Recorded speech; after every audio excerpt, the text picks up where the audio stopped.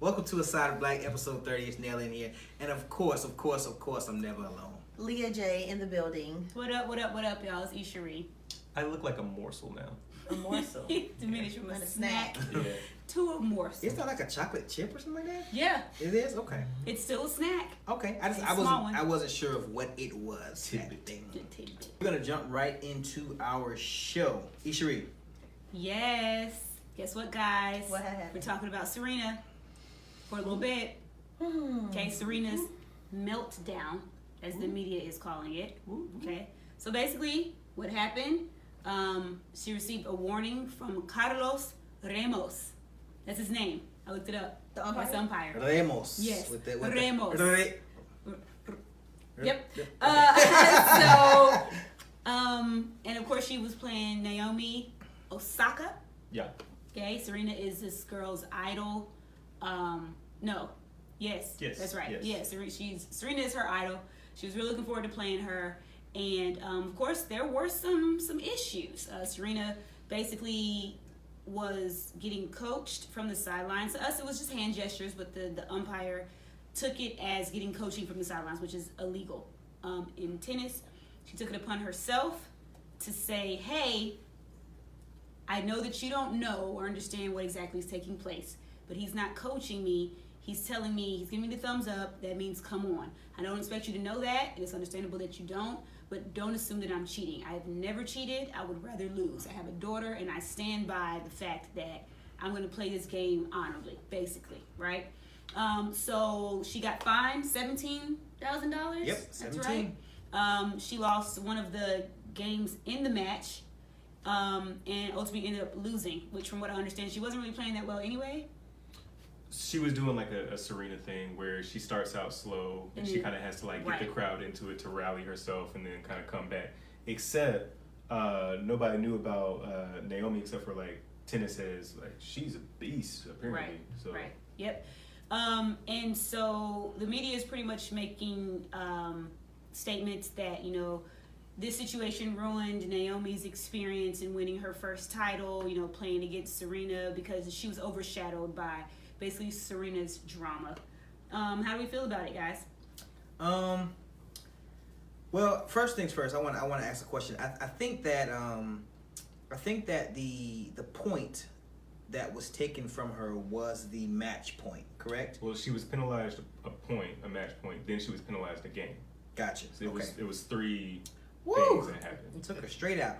I think that she has a valid point because there are men, you know, Rafa Nadal and Roger Federer and all these guys who talk a lot of shit to, you know, the umpire, who, you know, straight up like call them everything but a child of God, and nothing happens to these guys. Nothing happens to them. So it's kind of like, I feel like she has a point in saying, you know, she's being targeted. Not just this, but with the drug testing thing from before. Excuse me, she's being targeted. Thank you. She's being targeted, you know, in, you know, her quest. You know, she was trying to win a championship. You know, she was trying to do her thing, and I feel like the umpire did indeed goad her, like tried to get her to engage, which she did. So I guess some of the earnest is on her. But I feel like there's no way that you can keep your cool in that particular situation. How do you do that when somebody's chastising you? Right. You know, in order to make you react. I don't know. I was waiting for Don. Yeah. I feel like he's always opposing people. So like when I saw it, it was, so first there's the coaching incident, and I think that Serena took it personally because she has been attacked so many times, when it wasn't really a warning against her per se. It was, so from what it looked like the umpire was saying like, hey coach, don't do that, right? Like stop doing what you're trying to do. Not so much Serena stop taking coaching, because like you can see in the moment like she ain't really paying any attention to what's happening over there on the sideline anyway. So it's really a warning to the coach, not so much a warning to her, but she takes that as being labeled as a cheater. So then that starts that first altercation. But then the racket breaking is what accelerates all the rest of it later. So later she gets upset because of one of the sets with Osaka that she got dominated on. So she breaks her racket, which is an automatic fine. That's an infraction. So at that point, she gets the match point penalty, and then she goes off on the umpire. But like that's a real like normal thing. Like everybody gets in trouble for that. So then you go off, and then the game penalty happens. Which, I mean, I get the argument that men go off on umpires, line judges, all that all the time. I don't know. I mean, different refs enforce rules differently. Like, that happens in every league of every sport. It just kind of is the luck of the draw. I would be curious to know before, I could really cast that sort of judgment, what the ump's sort of track record is with, enforcing that sort of rule. But I don't know. At the end of it, it kind of felt a little bit like pandering, saying that she's fighting for women's rights in this situation where you broke your racket, like you broke a rule. I mean, you did that. Nobody else did that. You did that. Right. So I don't know. I kind of had a little bit of a hard time once I saw the full the sequence of events. I kind of had a hard time sympathizing after that. Like the catsuit thing. All right, yeah, that's real discrimination directed at you. But this. Don't break your racket. Yeah. Well, I don't think there were other things other than a racket. So I get what you're saying as far as don't break your racket. But the whole coaching thing, and I have a daughter, and I would never cheat, and I would rather lose than cheat. I mean, she said she didn't get coached, but her coach admitted to coaching her afterwards. So it's kind of like, where's the truth? Like, for your coach to say that you were coached, that means that there is some type of a hand signal that you all have in common. For him to say that. So I'm not calling her a liar. I'm not saying, whatever. But there's truth. The truth is in there somewhere. That's a good point. I need to think about that angle.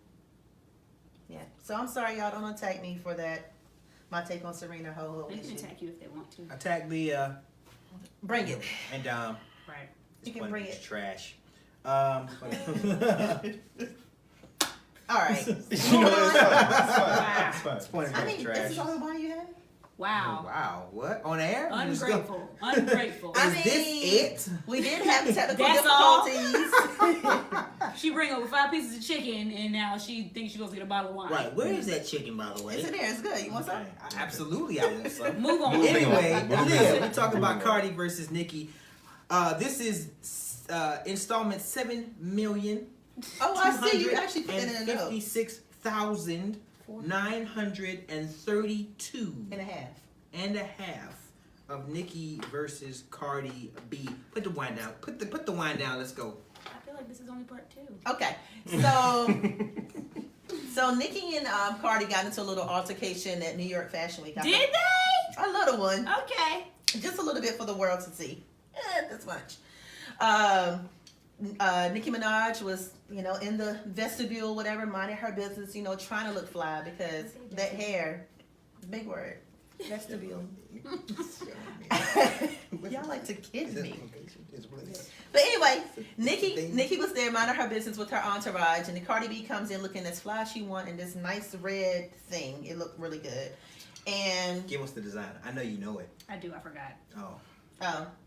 So Cardi saw Nicki and she was like, started calling her B words and throwing out the B word, and you talk about this and you talk about my daughter, and she chucks a shoe at her. And this melee took place and body. I'm sorry, y'all. Leah's using some good words today. Go ahead. This guy. No, so this big fight took place, or scuffle, wasn't even a fight. But the bodyguards who were trying to hold Cardi back, elbowed her in her head. I know everyone saw that knot that was there. And so she was still trying to get to Nicki. Nicki was over in the corner, being held back by her entourage and being very quiet. So it all started from, evidently, Nicki Minaj has been liking tweets or reposts that have insinuated that Cardi B is not a good mother.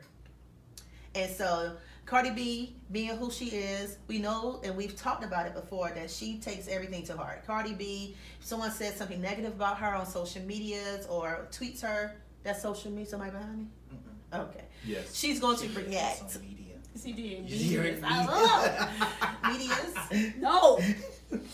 She reacts. Cardi B reacts. So she's not used to the stardom yet, even though she is at the height of her career. She's just not used to the critics because she doesn't know how to deal with that. So I guess, you know, she saw Nicki, and that was her grand opportunity to address her. So Nicki Minaj has a podcast called Queen Radio, and Nicki Minaj went on her podcast talking about, you know, you can't go around putting your hands on people, you gonna die. Like, Nicki, who you about to beat up? Like, what you about to say? What you gonna do? But anyway, Cardi B had put out a statement. She was like, basically, she's fed up. She's tired of it. Like, I listen to you say all the stuff about me, or like stuff, or, you know, be underhanded about a lot of things as far as my personal life is concerned. But now when you start impacting my money, then it's become a bigger problem. So evidently Nicki Minaj has a reputation in the industry of asking producers or whomever not to work with certain people. And this was validated by K. Michelle. She said something similar about Nicki Minaj a few months ago. Remy Ma has said it about Nicki Minaj, where, you know, she goes behind people's back and she doesn't want producers working with certain people. So I guess Cardi B, being the ghetto chick that she always raps about being, when she saw her, she kept that same energy and was trying to, you know, throw them bows. People still say that? You said that. Throw them bows. Ludacris don't even say that no more. Okay. So what y'all think? Y'all think Cardi should have reacted to Nicki Minaj when she saw her based upon her liking some tweets about her? Ishery? Well, I'm going to tell you what I feel. Okay, tell me what you feel. Are we frozen? I don't think. No. My phone works. We're not frozen. Yeah, wow. I don't think that Cardi did anything that we didn't expect for her to do. Right. What I can appreciate about Cardi is that she is exactly who she says she is. She raps about whooping ass. She does. She does. Like, she raps about beating bitches up. Mm-hmm. And I think that it took the one sacred thing to Cardi, the one thing that is not necessarily public right now. Like, yeah, we know she had a baby. Mm-hmm. We haven't seen this child yet, Right. right? So that's something that she's keeping sacred to herself, just like her marriage. Like, Right. she was married to Offset for 9 months before we found that out. So there's some things that she's wanting to keep personal, you know, that she's wanting to hold on to. And obviously her newborn baby is that thing.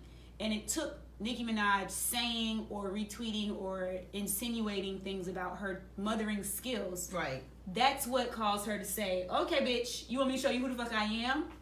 Here I am. You know what I mean? And Nicki has been known to rap about things like that as well in the past. I know a lot of people are saying that, like, oh, it's unprofessional, and, you know, you said that she's not used to the limelight, and I don't even know that if there's a certain point in your career where you're better than that, where you're Beyonce, and you don't have to address and fight people and, you know, address people the way that they maybe should be addressed. But I do think that this is a point where Nicki needs to be humbled. Like, I feel like she's on this high horse right now. She's, you know, creating songs about people that she did want to have sex with or who wanted to have sex with her, or she, you know, like the Barbie Dreams situation, right? She's talking about Travis Scott and Kylie Jenner. I call the girl Kylie Minogue. Don't worry about it. Kylie Jenner, you know, about how they were affecting her sales for her tour, which wasn't really a thing. You know, it's just right now I feel like she's attacking a lot of people because she's in this place where she feels like she's untouchable. But it took somebody like Cardi, street bitch Cardi, to remind you you're not too good to get your ass whooped out here. Right. Like, if it wasn't for the security, Hold my don't shoe is off. forget what I have shown you in the past. Hold my and that's shoe the is thing. Like I off. told you guys, I've been following Cardi since before she was even on Love and Hip Hop. That's who she is. And I don't know how much money it's going to take or how much stardom it's going to take for her to get out of that place, because that's who she is. Like, I'm going to protect my shit. Like, I haven't said anything. I've been letting it ride. We're talking about my baby. Now we have a problem.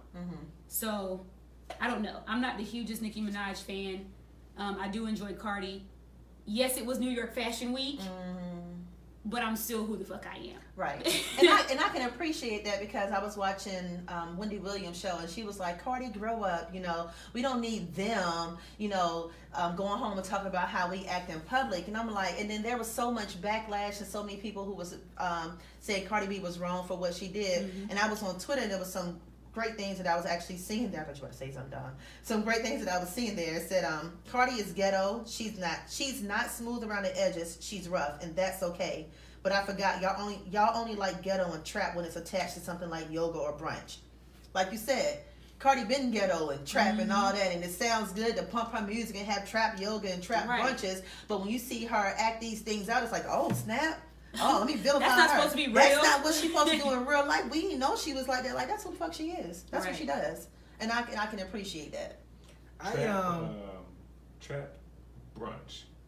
It's a thing. Sounds like the whitest shit It does. to ever happen to God's green earth. Yeah. Go ahead. Because for us, it's just brunch. And then You just play trap music. Nicki Minaj released a statement. She said, I would never talk about somebody and their kids or people and their kids.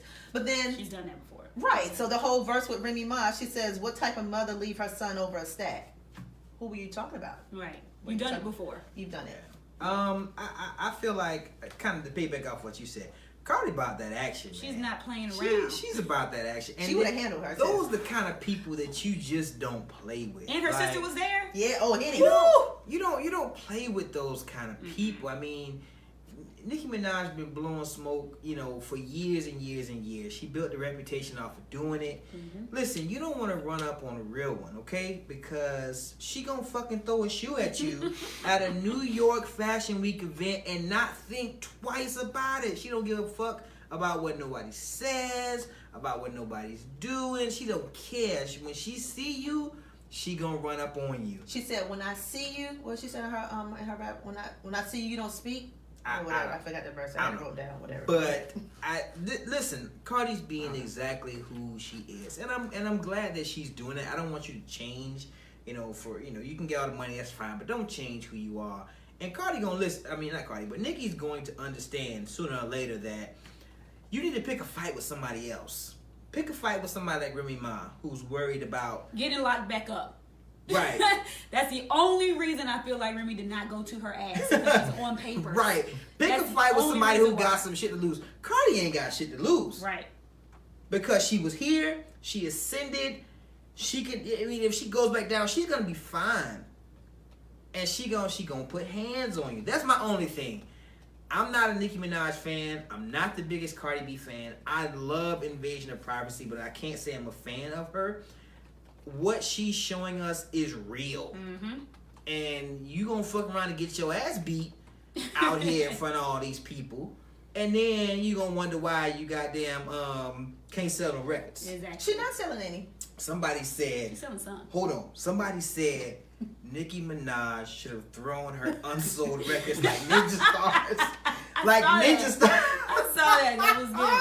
But oh my god, that was the funniest thing I've ever heard before. Akia said she was like, Nicki should have had that same energy she had with Miley and Taylor Swift. Yeah. Of course you're gonna attack these little white girls that's probably scared to address you, scared to fight you. They're not gonna fight you anyway. Cardi though? This is designer. I threw my designer shoe at your head. I don't even care about getting it back. That was $3,000 for one shoe. I wasn't thinking about that fucking shoe or this shoe. Like Cardi's at one point, her ass was out. Like I saw a video from the back. Like she had like torn, or it came undone or something. And I guess it was like a thong sort of situation. But her ass was literally out, and her people was behind her like wrapping around, and she was still like, Come at me, bitch. Like, I'm here. Ones. And Nicki in the corner, like, I'm right here. Right, I'm right. right here. Bitch, you're 5'1". And you got 4 security guards. I see you, but you're not making no moves to see me. Right. I'll fuck you up out here. I enjoyed it. I'm not going to tell you any lies. Look, I love how Cardi walked away with her head held high, that big knot on her head. She was like walking. Because Nicki ain't give it to me. Right. So it's okay. She was walking, she was smiling for the cameras like, I Yep. sure did. It reminded me of that scene of Solange coming out of the elevator. Everybody was retweeting it. How Oh, Solange yeah. came out of the elevator with Jay and B. She was like, head held high. Almost Alright. beat that bitch All right, y'all. Let's move on for time purposes. Okay, time purposes. Let's move on. We're gonna talk a little bit about Nike and Colin Kaepernick. All right. So I guess it's important that y'all know the actual title of this segment that we have on here. We call it Nike plus Kaepernick equals white tears. So here's the thing. That was exciting. I know. He came up You with kept it on the paper. You edited everything else. You kept that on the paper though. So Nike signed Kaepernick to an ad campaign, not a clothing like sponsorship, but an ad campaign. And the ad is dope. If anybody hasn't seen it, the ad is absolutely dope.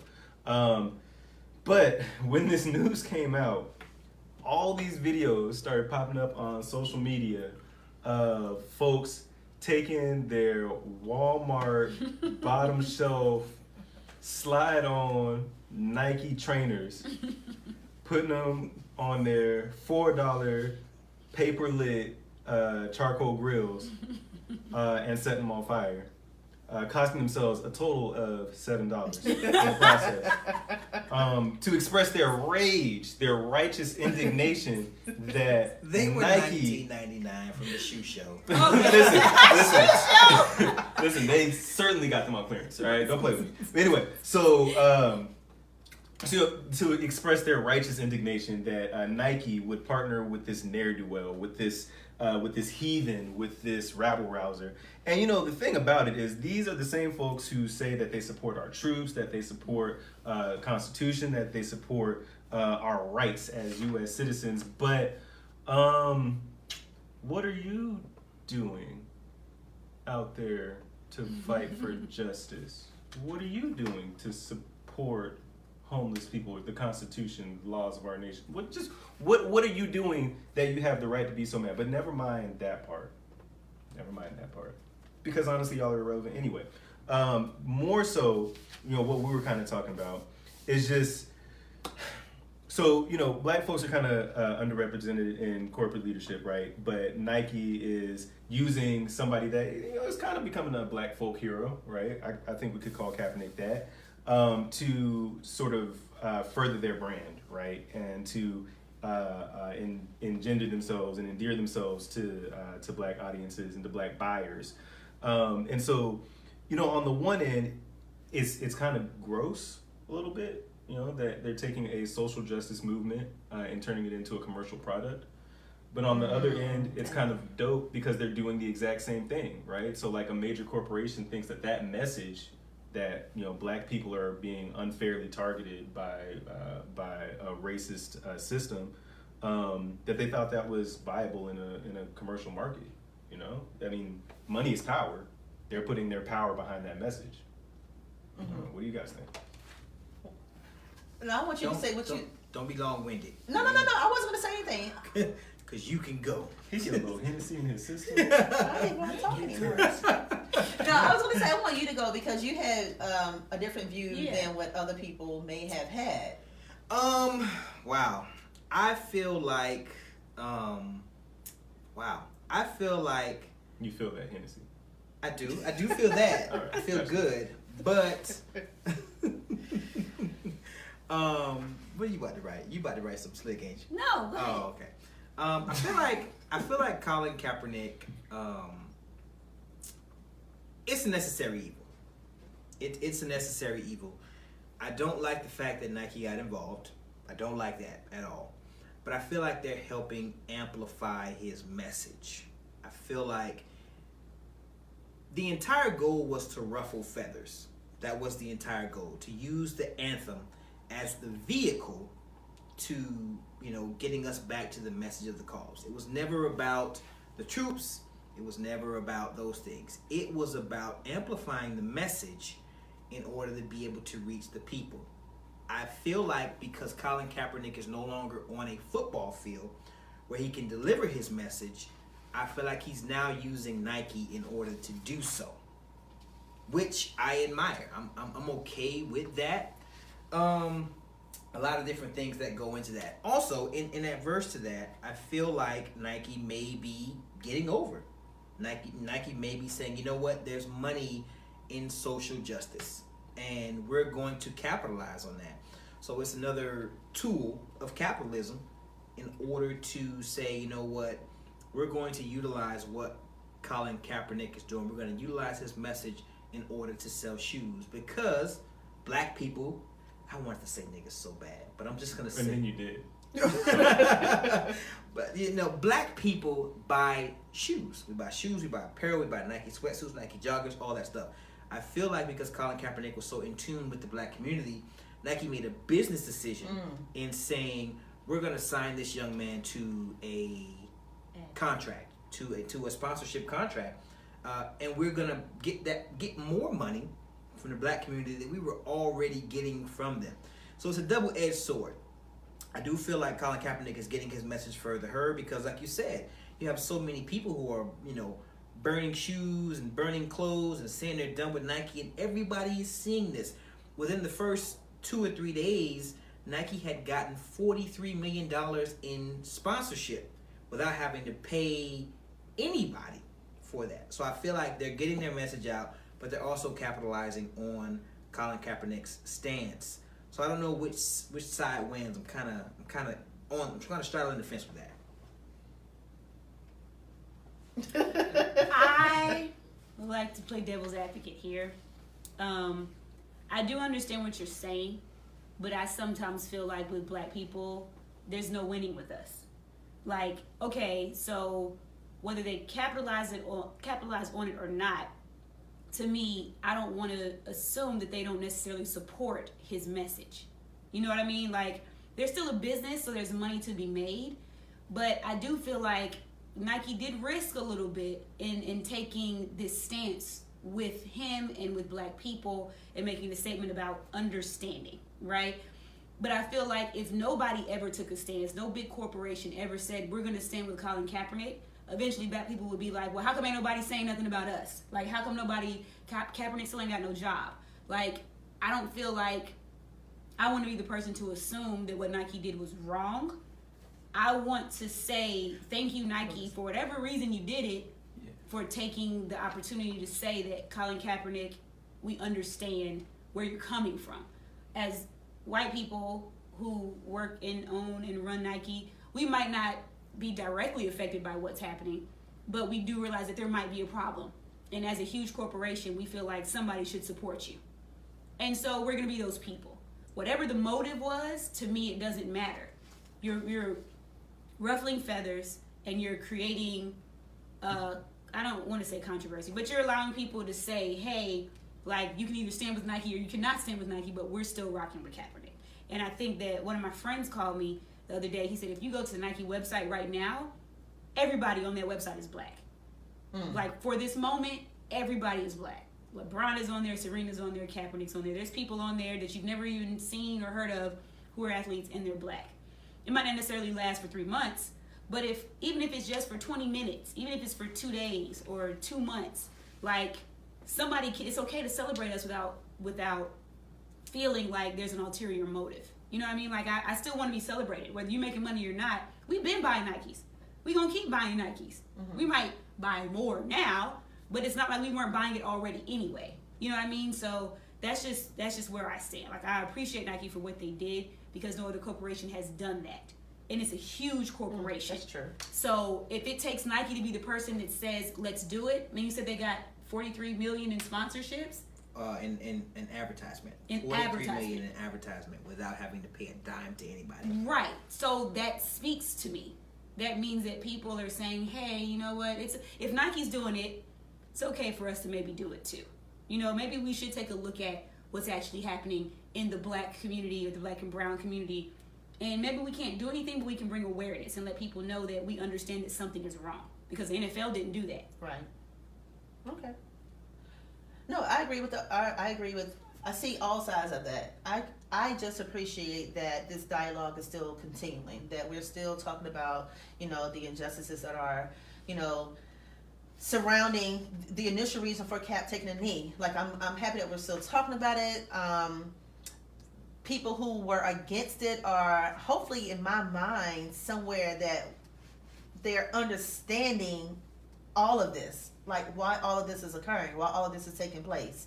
Like, forget the sales or the underlying reason why Nike may have did it or whatever. Like, let's keep this dialogue going because hopefully I would like to see some type of change happen in my son's